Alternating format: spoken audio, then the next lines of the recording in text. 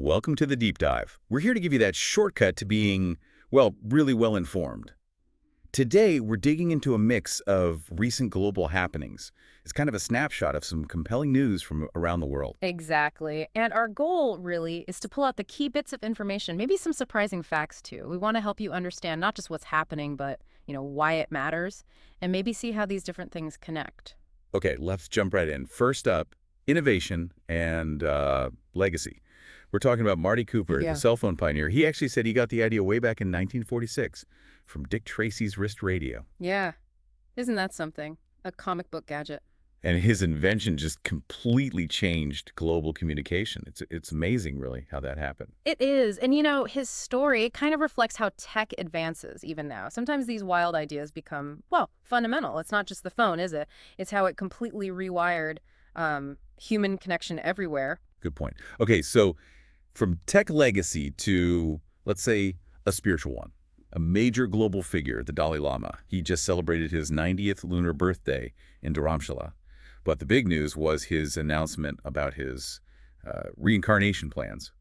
Right. And that's more than just a personal thing. It feels quite strategic, doesn't it? Possibly to, secure the lineage's future, maybe head off any outside interference in choosing the next one.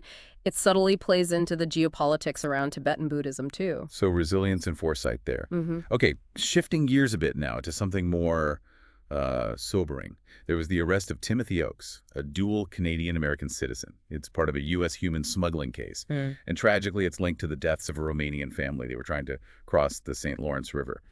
That's a tough one. It really shines a light on the vulnerability and the exploitation that happens when people are desperate, just trying to find a new life. It highlights that hidden human cost behind, global migration issues. It's quite stark. Yeah, it really is. Okay, let's zoom out now to the economic picture.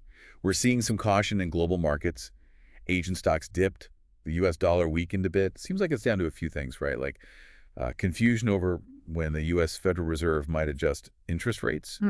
President Trump's tariff threat on July 9th. And there's this huge $3.3 trillion fiscal bill in the mix. Yeah, and all that uncertainty, well, it pushes investors towards gold, doesn't it? It's the classic safe haven. Predictable, yeah. What strikes me is how these different worries, Fed policy, trade stuff, government spending, they all kind of merge into this one reaction.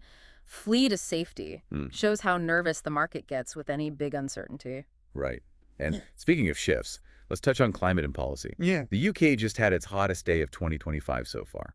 July 1st, it hit 34.7 Celsius in St. James's Park in London. Wow, that's quite hot for the UK. Yeah. And interestingly, this happened just as MPs were backing an updated welfare reform bill. That juxtaposition really raises a big question, doesn't it? Not just for the UK, but for, well, everywhere.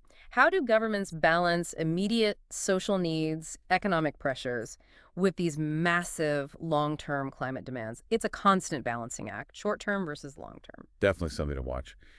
Okay, our final piece is on international diplomacy.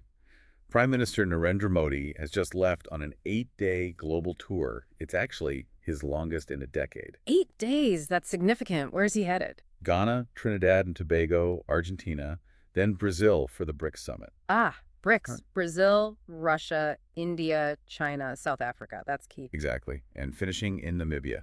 The sheer scope of that trip is telling. Connecting India with such different places, and especially the BRICS summit, it really signals a strong push for multilateralism, for strengthening ties, particularly with the global south economies. It's about building influence, reinforcing partnerships globally. So, quite a whirlwind of global activity we've covered.